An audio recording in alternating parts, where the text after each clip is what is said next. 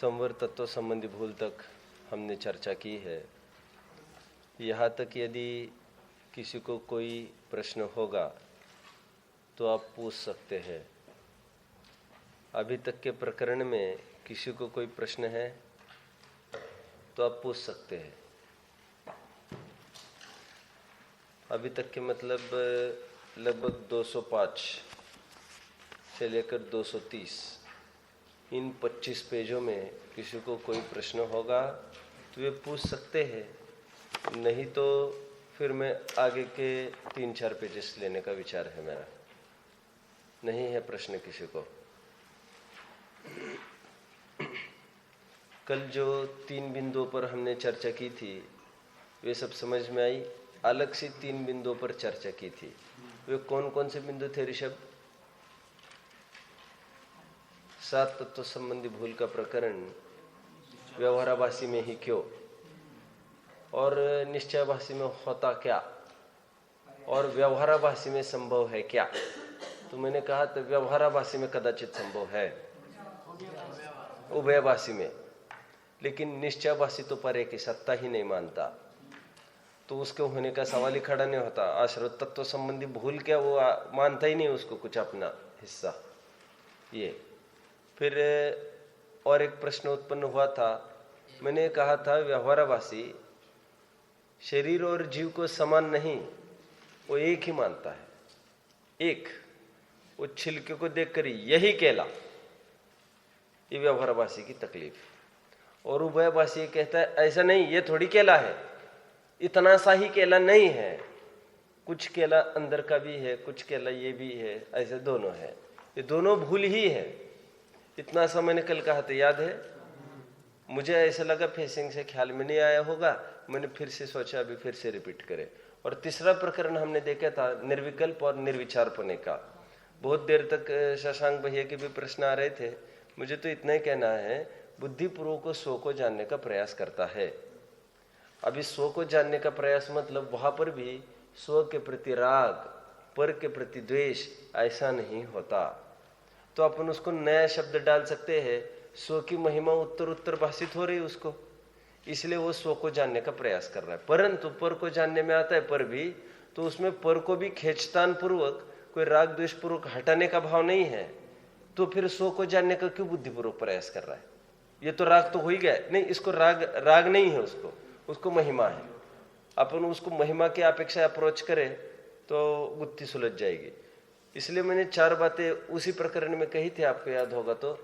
ज्ञानी धर्मात्मा को न तो पर को जानने का रस है, न जानने का रस है, ना पर को जानने का निषेध है, ना नहीं जानने का निषेध है। आपको याद आ रहा है?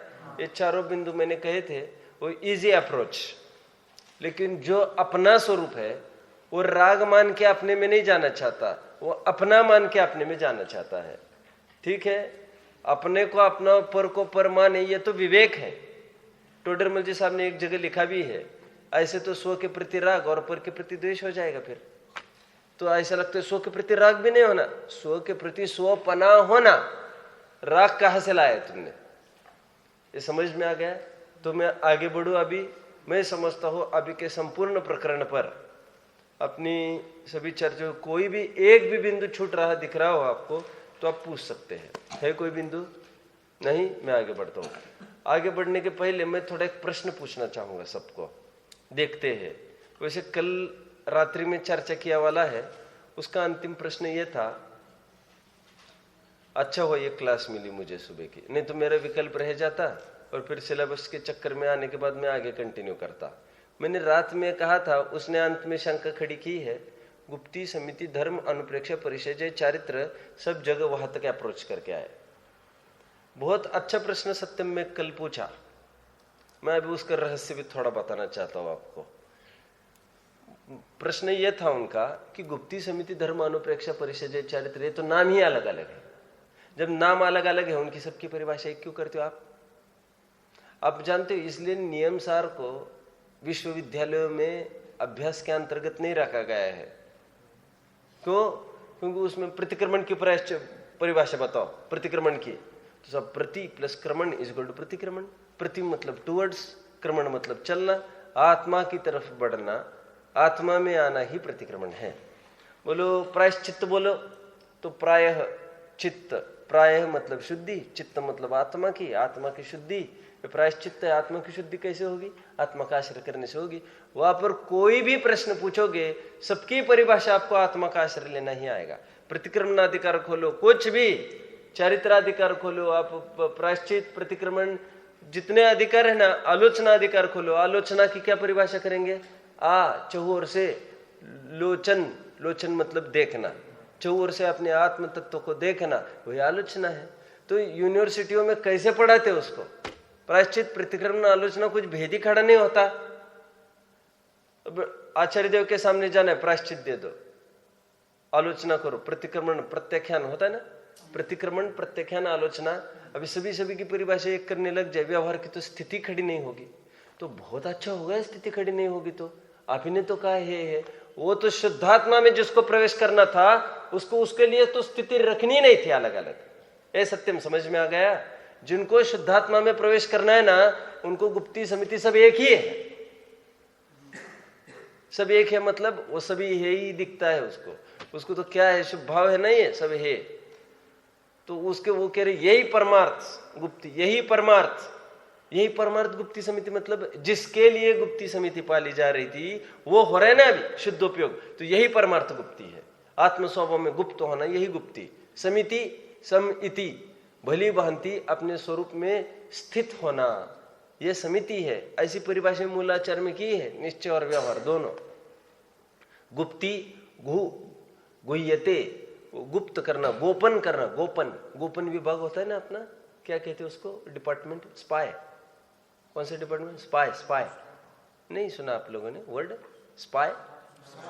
SPY। तो स्पाई मतलब गोपन डिपार्टमेंट होगा ना। स्पाई मतलब आप क्या समझते हो?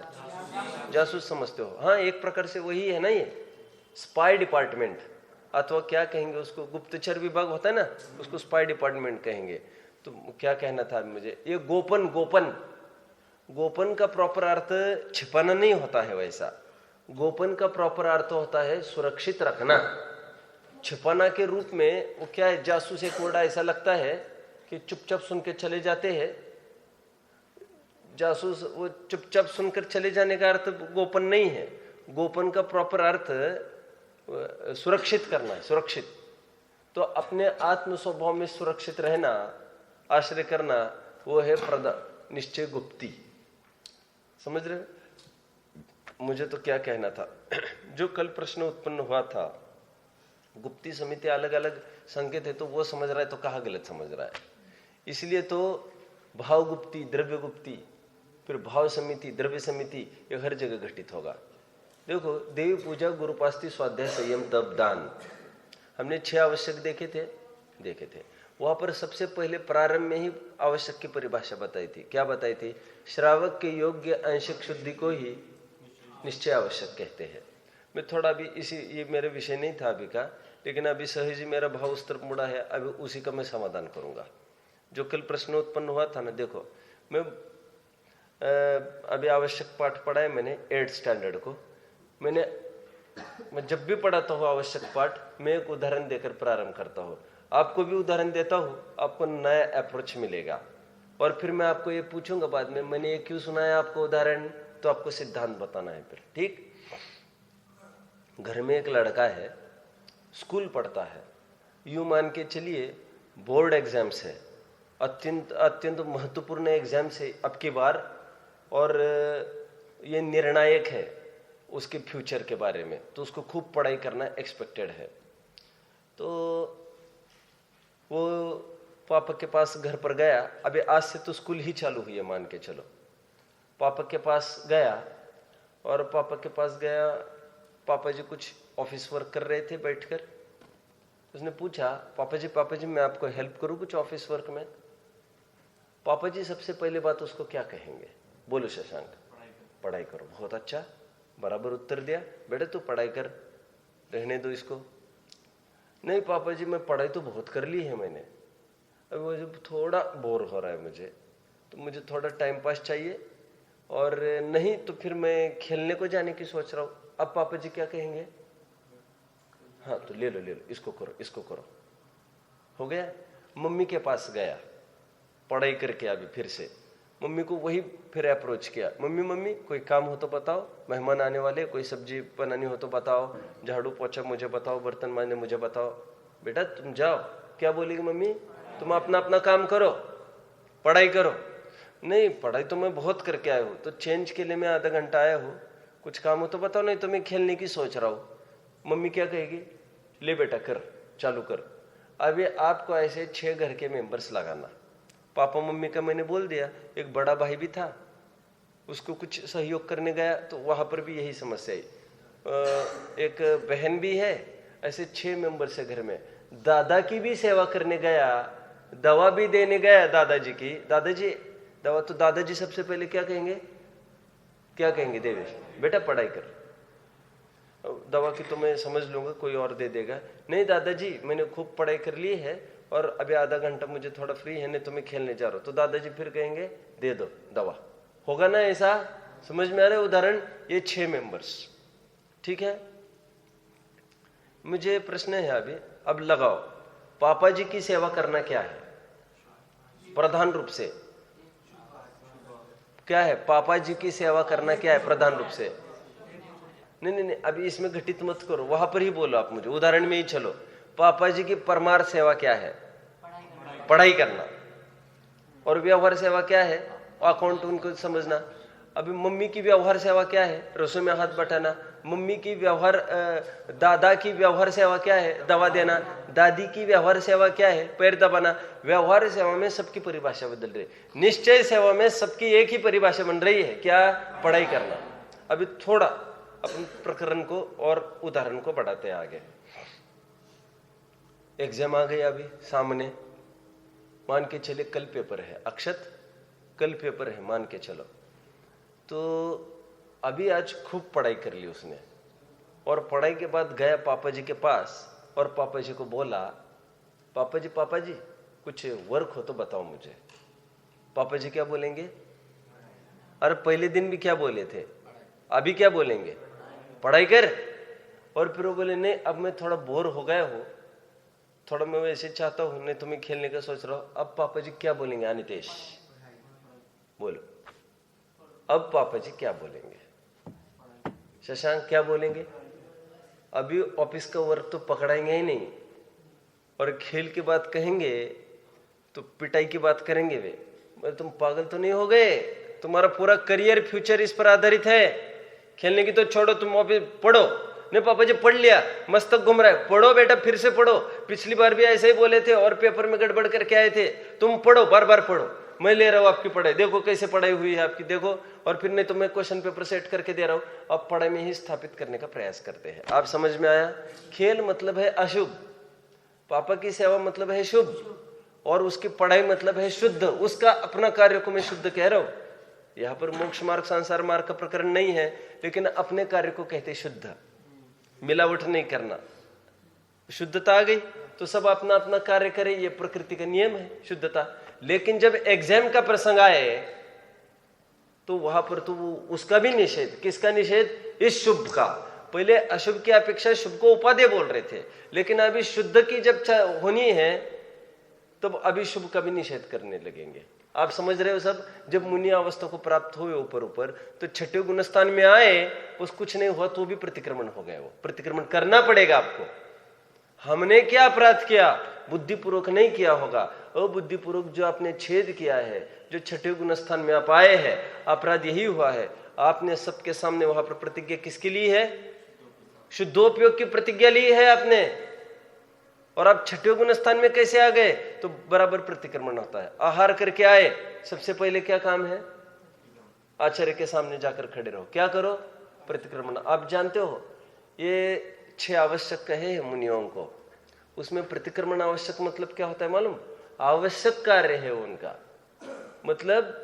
मतलब कोई गलती हो तो प्रतिक्रमण हो, ऐसा नहीं है। ये डेली आवश्यक में गिना गया है इसको। हर घड़ी कुछ भी कार्य होगा तो उसका प्रतिक्रमण होगा। आप समझ रहे हो? ये कहना चाहिए 23वें तीर्थंकर तक के जीवों को यह आवश्यक में नहीं था। क्या? प्रतिक्रमण। लेकिन 24वें तीर्थंकर के अनुयायियों को ये प्रतिक्रमण आवश्यक में रखा है, क्योंकि वक्र जीव है ये सब। कैसे जीव है? वक्र जड़ जीव है। ये वक्रता लिए हुए होते हैं, अबुद्धिपूर्वक जरूर कोई गलती करते रहते हैं, तो आकर प्रतिक्रमण करे। पहले मैंने ये क्यों समझाया, कुछ पकड़ में आया? आवश्यक का पाठ बताया मैंने, सिद्धांत क्या है, मैंने क्यों समझा इतना बड़ा उदाहरण क्यों समझाया मैंने इतना बड़ा? मैंने पहले भी पूछा था, कहा था मैं आपको सिद्धांत पूछूंगा, क्या होगा इसका सिद्धांत? उदाहरण के प्रारंभ से थी। जब मैंने कहा तो मैं आपको बाद में पूछूंगा, अब थी तब से थी। मैंने पूछा था कि मैं ये तो उदाहरण के बाद आपको सिद्धांत पूछने वाला हूं, और मैंने उदाहरण चालू किया था 6 आवश्यक वाला। फिर मैंने एक बार परिभाषा बताई थी, कोई बताएगा मुझे अभी? हाँ बोलो ऋषभ। कोई जीव यदि पुरुषार्थ कर रहा है जानने का, तो उसको हमेशा पुरुषार्थ प्रेरणा मतलब बुद्धिपूर्वक तो यही कहा जाए कि आत्मा को जानो। नहीं, ऐसा नहीं, ये मुद्दा नहीं है अभी अपना। कौन बताएगा मुद्दा अपना क्या चल रहा था जिसके पीछे मुझे इतना उदाहरण देना पड़ा? आयुष बोलो। बराबर। गुप्ती, समिति, धर्म, अनुप्रेक्षा, परिषद और चारित्र्य नाम तो अलग अलग हैं, तो भी इनकी मतलब परिभाषा एक सी क्यों करते हैं? तो उसमें आपने ये उत्तर दिया था कि जो शुद्ध भाव में वो आत्मा में से प्रवेश करना है, तो उसके लिए सबकी स्थिति एक ही है। उसके लिए उदाहरण दिया था कि निश्चय से सबकी स्थिति एक ही है और व्यवहार से अलग है। आप समझ रहे हो, व्यवहार की परिभाषाएं अनेक होती है, निश्चय की परिभाषा एक ही होगी सब जगह, और आश्रय तो निश्चय का ही लेना है। लेकिन वो अनेक समझकर अनेकताओं में उलझ रहा था, तो उसको कहते गुप्ती किसके लिए पाल रहा है? तो आत्मा में गोपन होना ही गुप्ती है। वहां पर क्या कहा? वहां पर यह कहा पढ़ाई करो वही पिताजी की सेवा है, पढ़ाई करो वही माँ की सेवा है। तो कह रहे कोई ऐसा कैसे बोलेगा, पिताजी की वही सेवा, माता जी की भी? क्योंकि सबका मंतव्य यही है, किसी के भी पास जाओगे वे यही कहेंगे। ठीक उसी प्रकार देव पूजा, गुरु पास्ती, स्वाध्याय 6 आवश्यक है ना, आदि। तो देव क्या कहेंगे? बेटा आत्मा का आश्रय कर। गुरु के पास गए, गुरु पास्ती साहब आपके कुछ हाथ पैर दबाए, क्या कहेंगे मुनिराज? आत्मा का आश्रय कर।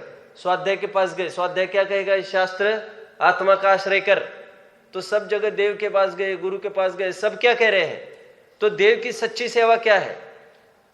देव की सच्ची पूजा, आत्मा का आश्रय लेना। गुरु की सच्ची उपासना क्या? आत्मा का आश्रय लेना। आप सब समझ रहे हो मेरी बात को? ये सभी अपेक्षा अलग अलग है। गुप्ती, समिति, धर्म, अनुप्रेक्षा, परिषद, चारित्र, ये चारित्र का रूप है अपना, अनेकता होती है उसमें, इसलिए भेद सो व्यवहार ऐसा कहने में आता है।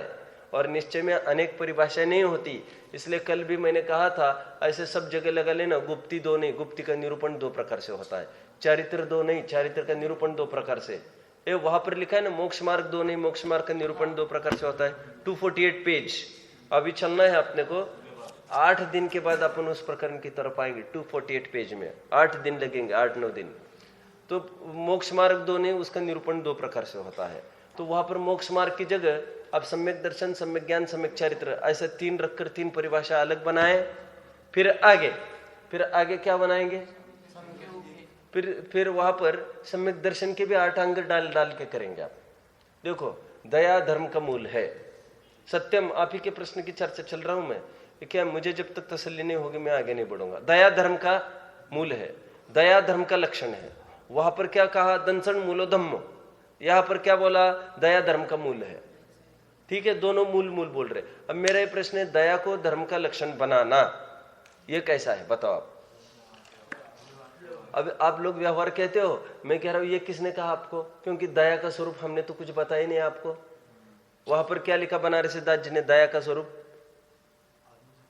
निर्दय है प्राणघात करबो, यही शिकार की परिभाषा क्या बताई उन्होंने?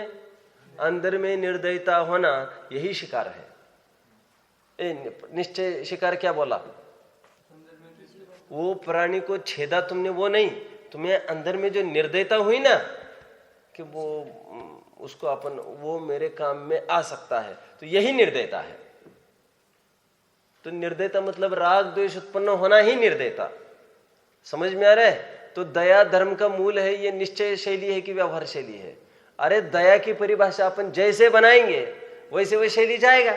दया का अर्थ यदि अपनी आत्मा चतुर्गति में भ्रमणा कर रही है, उसको बचाओ, उसको बचाओ, उसको कौन तारेगा? उसको बेचारे को भूखा रह रहा है कितने काल से, उसको शुद्धात्मा रूपी भोजन का उसको भोजन कराओ। ठीक है, ऐसा यथार्थ विकल्प आया तो ये हो गई निश्चय दया। और बाहर में फिर सहज में ही सहचर रूप से जो शुभ भाव वर्त रहा है उसको व्यवहार दया कहेंगे। समझ गए? जो संबंध निर्जरा का कारण है उसको निश्चय धर्म बोलेंगे उसको, और जो साधन रूप से निमित्त रूप से बाहर में वर्त रहा है उसको व्यवहार बोलेंगे। ठीक है, नाम कुछ भी हो, नाम में फर्क नहीं पड़ेगा। समझ में आ गया? चलना है अभी अपने प्रकरण की तरफ। अभी यही सब जगह समस्या है। क्या समस्या है? अभी निर्जरा तत्व संबंधी बोल चालू करेंगे, वहां पर वही कहेगा तब से निर्जरा का ही है। देखो अभी टोडरमल जी साहब एकदम कैसे मुद्रा ले रहे हैं, वो क्या प्रश्न बोल रहा है अभी निर्जरा में? मुझे वैसे अत्यंत महत्वपूर्ण एक बिंदु पर चर्चा करके आगे बढ़ना भाव है, लेकिन एक अभी इस प्रकरण को ही सेटल करें अपन। तब से निर्जरा होती है वो कह रहा है, जैसे अपन दया से धर्म होता है कह रहे थे ना, टोडरमल जी साहब कहते हैं तब मतलब क्या? चालू की उसकी इंटरव्यू, तब मतलब तो वो कह रहे तत्व और सूत्र का सूत्र बोल के दिखाया उसने। अंश नामोदर्य वृत्ति परिसंख्यान रस परित्याग विविक्त शय्यासन काय क्लेश विनय वह्य वृत्ति वात्सल्य क्या है, स्वाध्याय व्युत्सर्ग ध्यान आदि आदि 12 प्रकार के तब बोल के दिखाए। तो टोडरमल जी साहब कहते हैं इच्छा निरोधस तपहा, इच्छा का निरोध होना तप है। हाँ, अब तप से निर्जरा जो तुमने परिभाषा की है वो सही है, लेकिन तप का अर्थ क्या?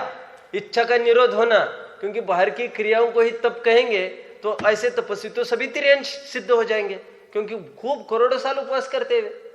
गधा आदि है, जब तक हम नहीं परोसते तब तक बिल्कुल नहीं खाते और मुंह भी नहीं मारते, यहां वहां जहां पर वहीं पर खड़े रहते हैं। तो वो तुमसे ज्यादा तपस्वी सिद्ध होंगे, तो बाह्य क्रियाओं से कोई उपलब्धि नहीं है। समझ में आ गया? तो फिर वो कहेगा वे तो पराधीनता से सहते हैं, हम धर्म बुद्धि से सहते हैं। टोडरमल जी साहब ने कहा पराधीनता धर्म बुद्धि की बात नहीं है, जैसा तुम परिणाम करोगे अंदर में शुभ अशुभ शुद्ध, उसके अनुसार संबंध निर्जरा होगी कि मात्र उपवास आदि से होगी। पराधीनता की छोड़ो, धर्म बुद्धि से भी कोई उपवास करता हो लेकिन अंदर में शुभ अशुभ भाव चल रहा हो तो उसको संबंध निर्जरा कैसे कहेंगे? तो संबंध निर्जरा का नियामक कारण उपवास आदि रहा, शुभ अशुभ शुद्ध भाव कुछ नहीं रहा।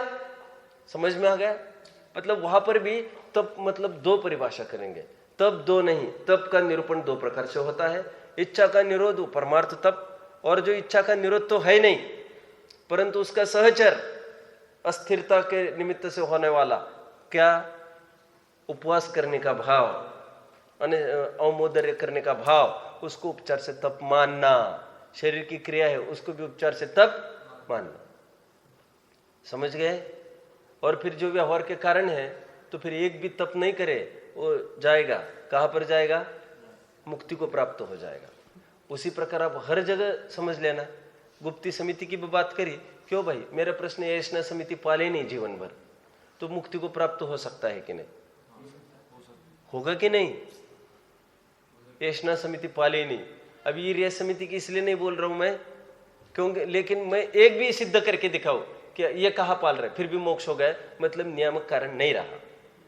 अरे आप घटित करना हो तो ये भी घटित कर सकते, एरिया समिति का घटित करना हो तो।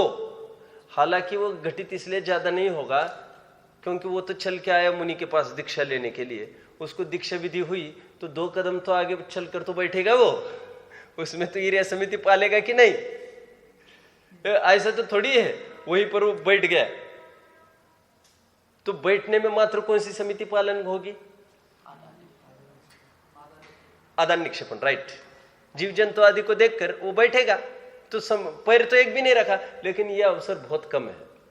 ऐसा कोई नहीं होगा शिष्य वहीं पर दीक्षा दी और वहीं पर बैठ के होंगे ऐसे तो, लेकिन ऐसे बहुत रेयर। समझ में आ गया आपको मुझे क्या कहना है? अभी एरिया समिति हो गई, भाषा समिति हो गई, ऐसे तो बहुत होंगे जो बोले ही नहीं कभी। तो मेरा ये कहना है हित मित प्रिय कहा बोले, वे तो गूंगे ही रहे, बोले ही नहीं। वे तीर्थंकर जैसे जो बोलते नहीं है तो फिर भी उनकी मुक्ति रुकी क्या? आप समझ रहे मुझे क्या कहना है? मुझे कहना है 28 मूलगुण में मैं कुछ भी दिखाऊंगा कि ये कहा किया उन्होंने, तब भी आपको मानना पड़ेगा व्यवहार ये परमार्थ नहीं है।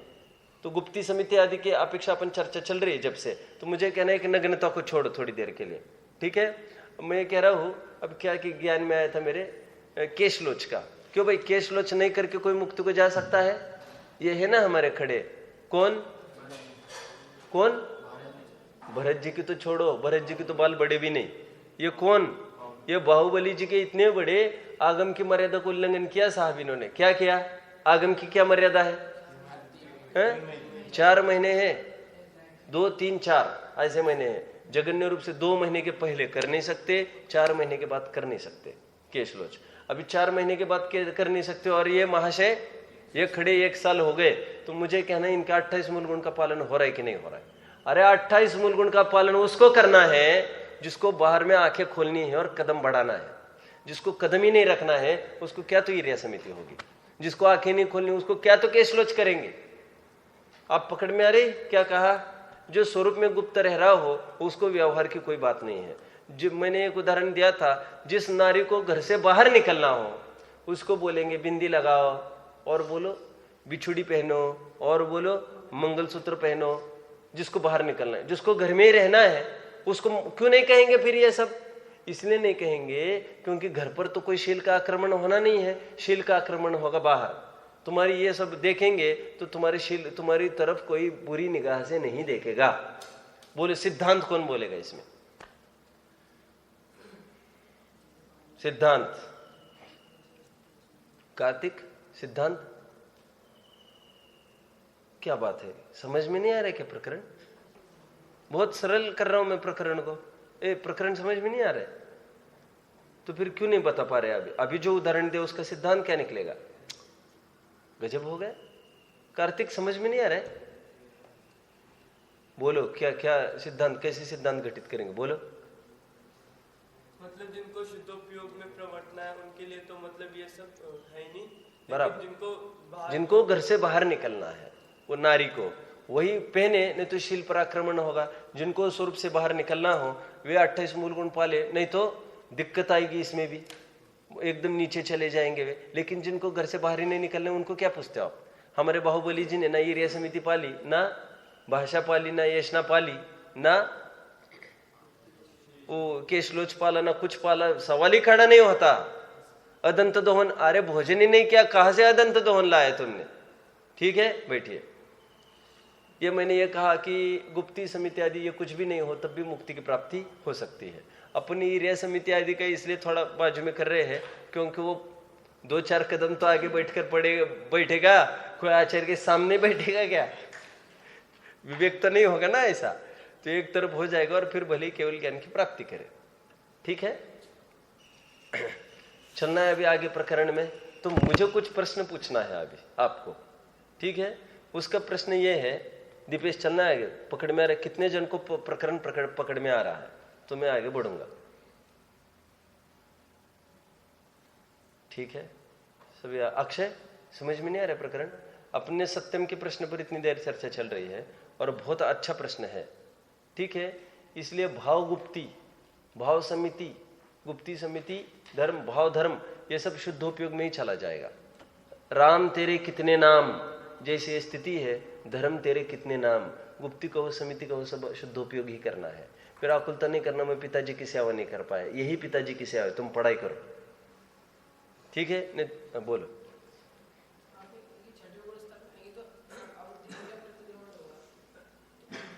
अबुद्धिपूर्वक प्रतिक्रमण ऐसे कब बोला मैंने? ऐसा नहीं बोला। मैंने ये कहा महावीर के शिष्यों को प्रतिक्रमण, ये आप जानते हो। और एक बात, ये पार्श्वनाथ तक के शिष्यों को 28 मूल गुण का निरूपण नहीं है। ये 28 मूल गुण का निरूपण मात्र महावीर के शिष्यों को है और पार्श्वनाथ तक के अनुयायियों को 28 मूल गुण का नहीं, मात्र 5 महाव्रत का ही निरूपण है। क्यों? स्थूल बुद्धि वाले ये है तो उनको विस्तार से समझाएगा। एक बात। दूसरी बात, यहां पर वक्रता ज्यादा हो गई। आपको पता है ना, आदिनाथ के शिष्य मंद जड़, रिजु जड़, और अभी के शिष्य वक्र जड़। तो वक्रता लिए हुए है। तो तुमको यदि बुद्धिपूर्वक नहीं भी कोई राग द्वेष हुआ होगा तब भी फिर भी तुम आकर प्रतिक्रमण करो। क्यों? वो अजान मान से कुछ ना कुछ गड़बड़ हुई ही होगी। इसको इसलिए कहते प्रतिक्रमण आवश्यक में डाल दिया। ऐसा प्रतिक्रमण आवश्यक में होने का कोई मतलब ही नहीं दिखता है, कोई मतलब गुरु देव पूजा ठीक है आवश्यक में डाल दिया। प्रतिक्रमण का क्या है, रोज जाकर सॉरी सॉरी करो। आप कोई नियम बताया जाए, रोजाना आप जाना है 5 बजे 6 बजे और रोजाना खूब सॉरी सॉरी कहना है, माफी मांगना है रोज, ये आपको रोज करना है, तो आप बोलेंगे कि तकलीफ हो गई है तो बड़ी, माफी किस बात की? तो कह रहे छठवें ये जो अभी के जो शिष्य है उनको तो आवश्यक में डाल दिया प्रतिक्रमण में, गलती हुई हो अथवा नहीं हुई हो, ठीक है, क्योंकि अबुद्धिपूर्वक कहीं गलती भी हुई हो, ज्ञान पकड़े में नहीं आई हो, बात एक। दूसरी बात, ये छठवें गुण स्थान में संतुष्ट ना हो वे सब, तो ये भी ये समझे आहार करने का भाव भी ये तो अपराध ही है, तो वो प्रतिक्रमण लायक है वो। चलो स्वरूप की तरफ चलो, ठीक है। हीन पुरुषार्थी जी है ना पंचम काल के, इसलिए अभी उसको, क्योंकि ये तो सब चतुर्थ काल के थे, कौन 23 तीर्थंकर के शिष्य, अभी तो पंचम काल चल गया, तो इसलिए यहां पर प्रतिक्रमण को बनाओ प्रायश्चित। क्यों? क्योंकि आहार करना, विहार करना, निहार करना उनको समझने दो, ये सब अपराध है। और अभी तक के शिष्य तो समझ ही रहे थे और निरंतर शुद्ध भाव में जाने की ललक थी, लेकिन पंचम काल के जो बहुत भटकने वाले हैं। चंद्रगुप्त का एक स्वप्न है, बोलो क्या है फल उसका, कि युवा अवस्था में खूब बहुत ही रुचि भाव से शील आदि व्रत लेंगे, लेकिन अल्प ही काल में छिन्न भिन्न कर देंगे और ऐसी तैसी कर देंगे व्रतों की, और यहाँ तक कि अप्रभाव होगी और सब ऐसा ही, और एक प्रकार से धर्म का स्वरूप भी उस पर भी असर पड़ता चलेगा, क्योंकि लोग कहेंगे सब चलता है सब चलता है, ये करते। तो प्रारंभ में जैसा जोश से हुआ था, अभी जैसे दिन ब दिन होगा वो घटोती चालू होगी उसमें। ये पंचम काल का विशेषता बताइए, समझ में आ गया? ठीक है ना। अपन ही देखो ना, हमने दान राशि घोषित की 1 लाख, अभी मंदिर के बाहर ही गए हमको ऐसे ही लगने लगता है, फिर मंदिर से घर तक गए ऐसे लगने लगता है, फिर 2 दिन चले गए ऐसे लगने लगता है। इसलिए जानते हो अभी नई सिस्टम चालू हुई है, दानदाताओं को फटाफट दान देने को कहते हैं, नहीं तो समस्या ये होती थी पहले, आज भी इतनी समस्या है कि जैसे 1 करोड़ दान घोषित हो गया तो उसमें से 20-25 लाख ही दान आता है। खास तौर पर विपक्षियों की यह समस्या है। क्यों ऐसा क्यों होता होगा? अरे तुम तो जैन हो, तुमने ऐसे डुबोया पैसा, धर्म का पैसा। बात यह है परिणाम गिर गए ना साहब उसके। आज 5 साल हो गए उसको, उसने बोली लेके, आज कोई आदमी जाता उसको पैसा मांगने, कहता इसके बाद फिर से आए ना मेरे घर में टांग तोड़ दूंगा तुम्हारी। समझ गए मेरी बात को? मुझे क्या कहना है, ऐसा क्यों हो गया? तुमने तो बोला था सबके बीच में, क्यों बोला, कैसे बोला? परिणाम था, और क्रमशः क्या होता गया, परिणाम टूटता गया ना। मैं क्यों बता रहा हूं ये, क्यों बता रहा हूं? अरे बताओ ना।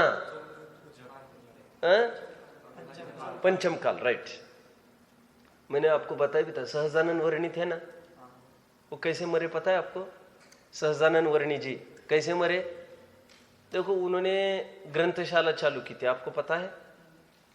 105 ग्रंथों पर उन्होंने प्रवचन किए, और उनकी ये सिस्टम थी, प्रवचन में सामने बैठता था टाइपराइटर, खट खट खट खट खट, उन्होंने ग्रंथशाला ही चालू की थी। तो सब प्रचार प्रसार, और एवन हुक्मी एक के थे, कोई भी सब्जेक्ट में आगे। गुरुदेव ने तो किए होंगे 20-25 ग्रंथों पर ही, उन्होंने 105 ग्रंथों पर, और अष्टशती, अष्टसहस्त्री, आप्त मीमांसा, ऐसे ऐसे आप्त परीक्षा आदि आदि जैसे ग्रंथों पर भी उन्होंने प्रवचन किए। सभी परीक्षा मुख के इतने प्रवचन, पंचाध्याय के इतने प्रवचन, सभी विषयों पर। अभी क्या हो गया, वो ग्रंथमाला उनको थोड़ा राग सताने लग गया उसका। किसका? ये ग्रंथशाला चले, सब ग्रंथ जगह जगह जाए, अच्छा राग है, वैसे कोई खराब नहीं है। एक दातार ने कुछ घोषणा की होगी, मैं इतने पैसे दूंगा, वो दातार देवे ही ना पैसे, तो उसको ये भैया तुम क्या हो गए, तुमने बोला था पैसे देने का, तुम हाँ दे दूंगा साहब। 10 दिन के बाद ऐसा आप तुमने बोला था पैसे का, दे दूंगा। अब फिर 10 दिन के बाद, देखो आप ऐसे पीछे मत लो, देखो उसकी टोन बदलती जा रही। एक दिन इतना गुस्सा आया उसको, ये जब सामयिक में बैठे थे ना वर्णी जी, उसने आकर गला घोट के मार दिया है वर्णी जी को। किसने? ये वही तुम तकादा लगाते हो हमारे पीछे। मैं ये कह रहा हूं, मुझे क्या सिद्ध करना है वैसे प्रांजल, क्या सिद्ध करना है? अरे परिणाम की गिरावट उत्तर उत्तर आती है ना। अभी वो पहले परिणाम में, पहले मिनट में जो भाव था वो भाव अभी नहीं।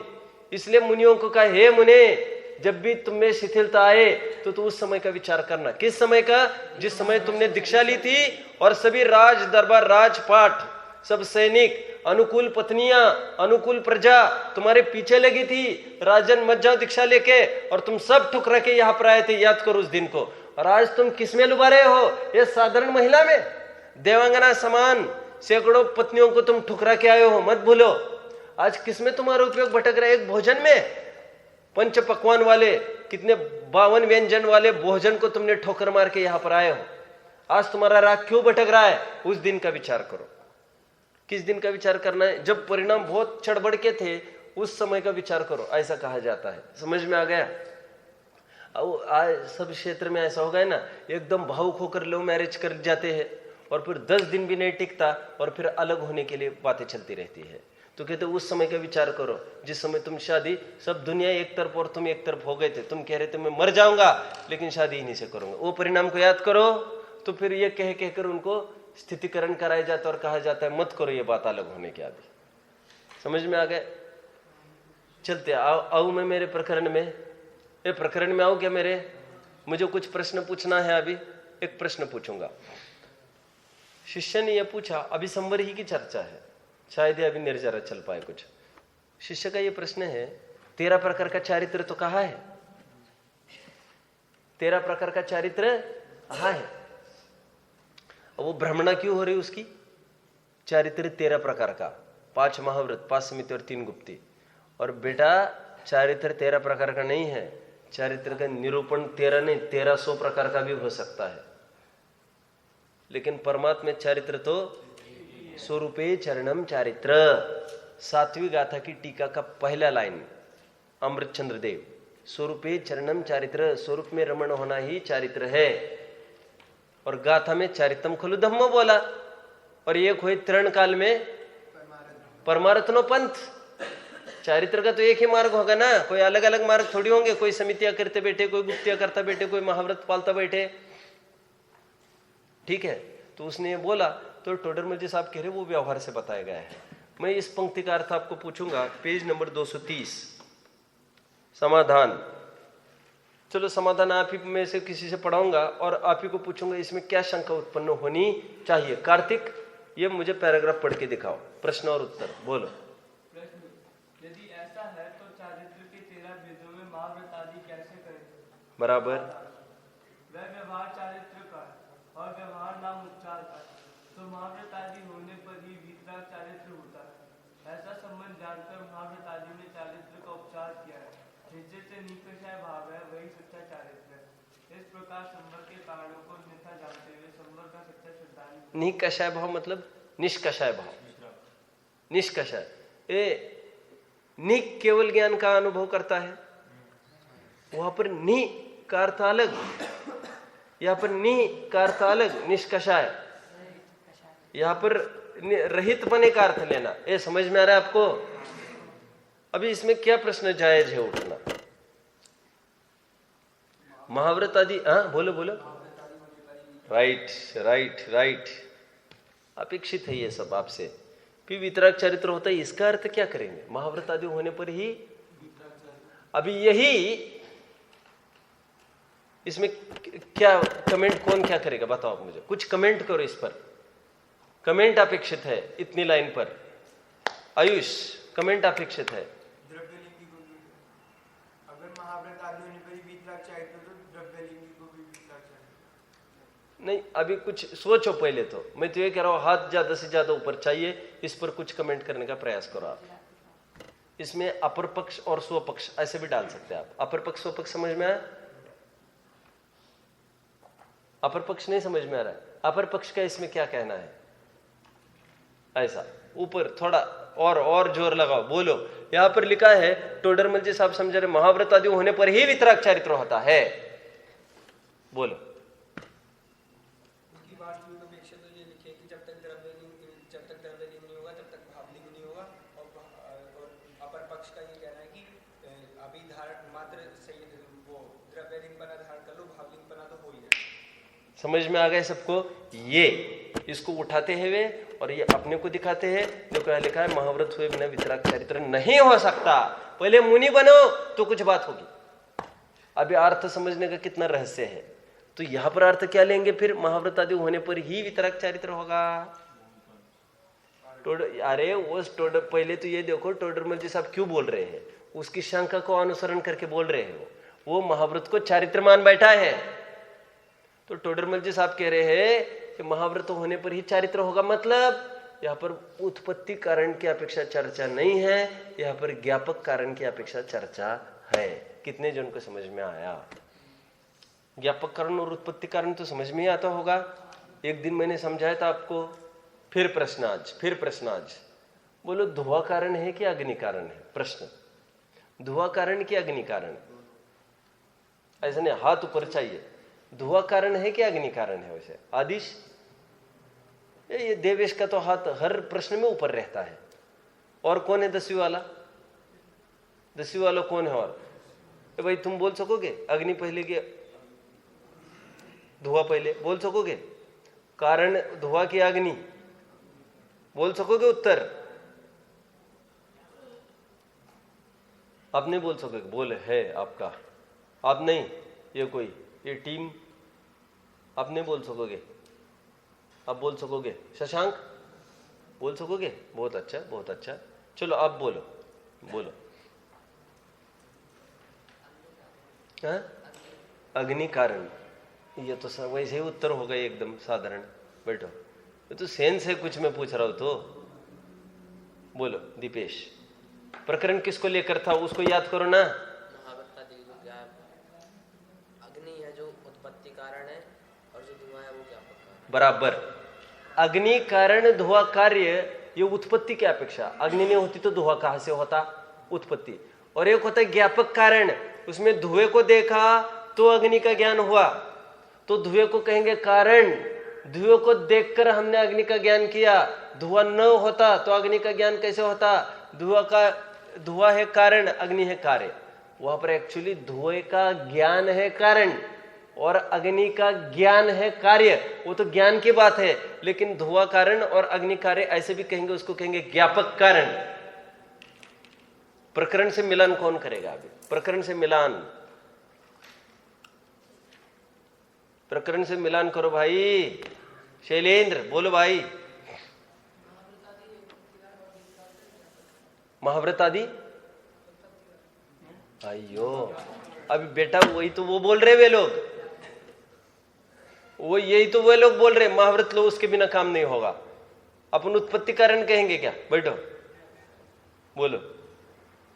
महाव्रत आदि ज्ञापक कारण है। ये प्रसिद्ध करते हैं अंदर के मुनित्व को। क्या? और एक बात कहना चाहता हूं, अंदर के मुनित्व को प्रसिद्ध करते मतलब, और एक बात समझ लो, बाहर से अंदर की तरफ व्याप्ति नहीं है। लेकिन अब तो परस्पर विरोध हो गए फिर तो। अरे हम ये कह रहे जिनका बाहर होगा उनका अंदर होने की संभावना है, जिनका बाहर नहीं होगा उनकी संभावना भी नहीं है अंदर। इतना सा अर्थ लेना, जिनका बाहर है उनका अंदर होगा ही होगा, ऐसा अर्थ नहीं समझना। वहां पर तो धुआं है तो अग्नि है ही, यहां पर ऐसा नहीं कहेंगे। क्या? क्यों नहीं? क्योंकि जिनका बाहर का हो उनका अंदर का हो भी सकता है और तो नहीं भी हो सकता है, लेकिन जिनका अंदर का हो उनका बाहर का होगा ही होगा। ठीक है? इसीलिए महाव्रत को कारण कह रहे। महाव्रत आदि होने पर ही वितराग चरित्र होता है मतलब महाव्रत आदि होने पर ही मतलब ज्ञापक रूप से होने पर ही वितराग चरित्र संभव होता है। ऐसा अर्थ आपको करना है। कितने जन को समझ में आ रहा है? तो फिर ऐसा क्यों लिखा टोडरमल जी साहब ने? ऐसा इसलिए लिखा क्योंकि उसकी संकट है बहुत बड़ा उससे की तरफ से। वो कह रहे महाव्रत को चरित्र कहा, वो तो कह रहे वो तो इसलिए कहा महाव्रत होने पर ही वितराग चरित्र होता है, इसलिए बोला।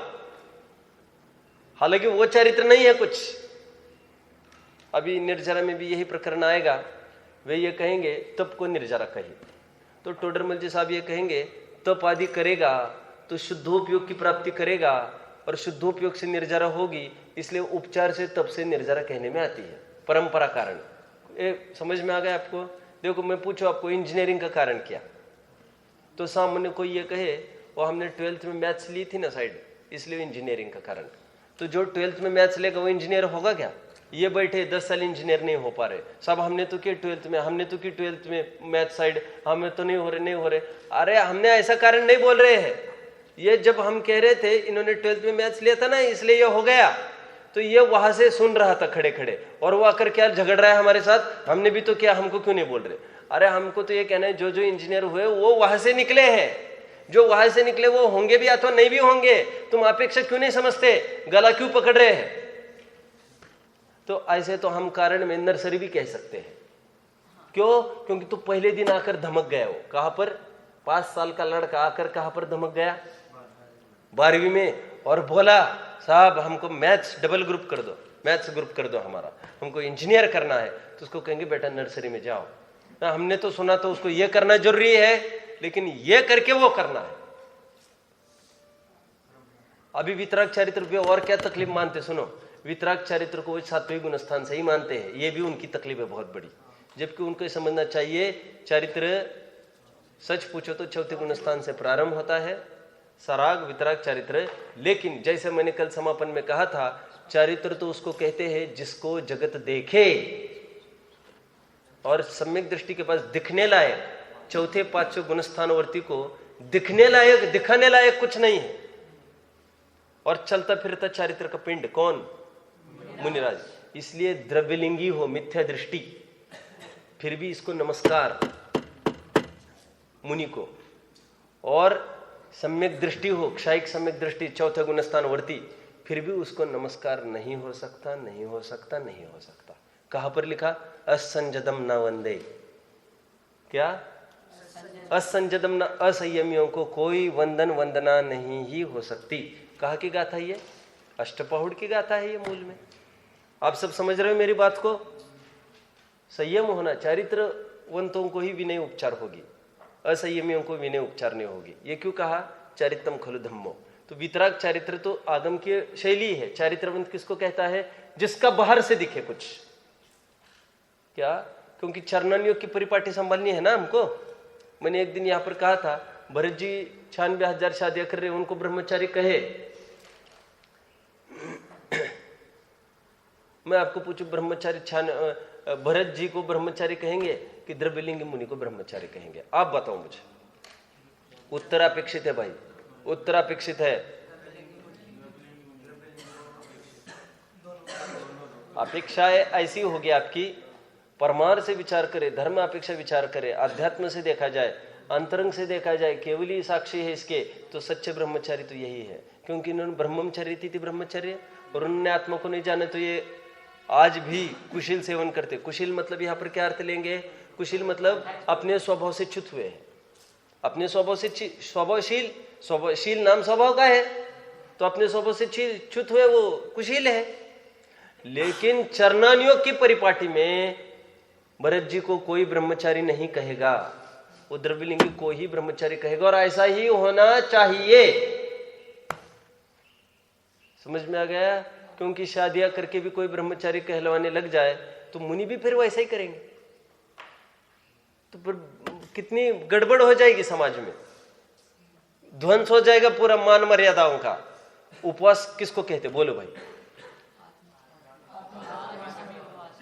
मेरा ये प्रश्न है, किसी ने कोई भूखा रहा आज दिन भर, पानी तक नहीं पिया, दिन भर मंदिर में बैठा रहा, लेकिन मैं शरीर हुआ ऐसा मान रहा है, और 2 टाइम भोजन करके अशुद्ध उपयोग किया, जिसने उपवास किसने किया? अध्यात्म कहेगा ये भोजन वाले ने। आगम क्या कहेगा? और कहना चाहिए कि नहीं आगम को ऐसा? आगम नहीं कहेगा तो दिक्कत खड़ी होगी, फिर कुछ ही खड़ा ही नहीं रहेगा व्यवहार। तो नहीं रहने दो ना खड़ा, हमको तो उखाड़ना ही है ना। अरे तो फिर भोजन करना और भोजन नहीं करना जब एक हो जाएगा, रात्रि भोजन नहीं करना चाहिए, मांस नहीं खाना चाहिए, ये भी कहां से बोल सकेंगे? फिर कोई स्थिति खड़ी नहीं होगी, तो नहीं रहने दो ना। अरे नहीं रहने दो तो उनके लिए अच्छा था जिनको स्वरूप गुप्त होना था, अभी स्वरूप इसको कुछ ना कुछ तो खाना ही है, तो उसको तो बख्शा बख्शा तो बताना ही पड़ेगा। ठीक है, कहां तक आए हम, कहां तक आए? अभी क्या समझा रहा था? महाव्रतादि होने पर भी वितराग चारित्र, तो मुझे कहना था चारित्रवंत 7वें गुण स्थान से कहते हैं, वितराग चारित्र 7वें गुण स्थान से कहते हैं, 6वें को सराग चारित्र कहते हैं। वो अपेक्षा आपको समझना चाहिए, है ना। ये आगम की अपेक्षा है। आध्यात्म वहां पर कहेगा स्वरूपे चरणम चारित्र, स्वरूप में रमण करना चारित्र है। इस अपेक्षा से सम्यक दृष्टि चतुर्थ गुण स्थानवर्ती क्या कर रहा है, स्वरूप में रमण कर रहा है। अंतर सुख रस घटाघटी 41 प्रकृतियों का निरोध, क्या वो चारित्र नहीं कहेंगे? इसको स्वरूप रमण चारित्र, स्वरूपाचरण चारित्र ही कहेंगे गोपाल दास जी। इसलिए वे गोपाल दास जी को नहीं मानते वे लोग। क्यों? क्योंकि कहते स्वरूपाचरण इन्होंने लिखा है और आचार्यों ने स्वरूपाचरण मुनियों को लिखा है। ठीक है, तो थोड़ी अपेक्षा समझना। आप ये उपवास का प्रकरण आप पूरा पढ़ लेना, निर्जरा का। मैंने थोड़ी बहुत जानकारी देने का प्रयास किया है, मैं अभी पुनः इसको नहीं लूंगा, आपको पूरा प्रकरण ये समझ में आएगा। 2-4 बिंदु महत्वपूर्ण थे, मैंने आज कवर कर लिए। किसके? निर्जरा तत्व संबंधी भूल के। मैं एक प्रकरण बस कहूंगा और फिर देखेंगे फिर कभी। नई सोच यहाँ पर टोडरमल जी साहब ने लिखी है। क्या लिखी है? 12 तपों में उन्होंने अंतरंग बहिरंगपना घटित किया। कह रहे उपवास आदि में भी देखो, वे कह रहे विनय वैयावृत्ति प्रायश्चित वगैरह है ना, इसमें भी जो बाहर की क्रिया दिखती है वो है बहिरंग तप, और उपवास के काल में जो आत्मिक शुद्धि होती है वो है अंतरंग तप। इस प्रकार 12 बहिरंग तप भी होंगे, बहिरंग अंतर 12 भी अंतरंग तप होंगे। कितने जन को समझ में आया? ये नई सोच टोडरमल जी साहब ने रखी है। अभी सत्यम, ये गुप्ती समिति सब जगह ऐसा लगा लेना, बहिरंग गुप्ती और अंतरंग गुप्ती। इन्होंने कहा उपवास आदि जो बाह्य क्रिया है ये तो बहिरंग तप। सो तो कह रहे विनय वैयावृत्ति प्रायश्चित स्वाध्याय बाहर की क्रिया थी ना, वो भी बहिरंग ही तप है। और अंतरंग तप, वो अंतरंग की विशुद्धि। तो उसने प्रश्न पूछा, तो फिर इनको ही बहिरंग तप क्यों कहते? इसलिए कहते क्योंकि इसको अन्यमति भी मानते हैं उपवास आदि को, और बाकी के विनय वैयावृत्ति प्रायश्चित को अन्यमति नहीं मानते, इसलिए उसको अंतरंग तप कहा। इतनी ही अपेक्षा इन्होंने खोली है। फिर अच्छे प्रकरण पर चर्चा की है। वैसे फिर मुझे भाव हुआ तो मैं 232 पर कुछ प्रकरण लेना है, मैं वहां पर लूंगा। अभी तक तो 232 तक अपना आ चुके हैं, आधा पेज तक। तो फिर आने के बाद देखेंगे फिर। ओम नमः।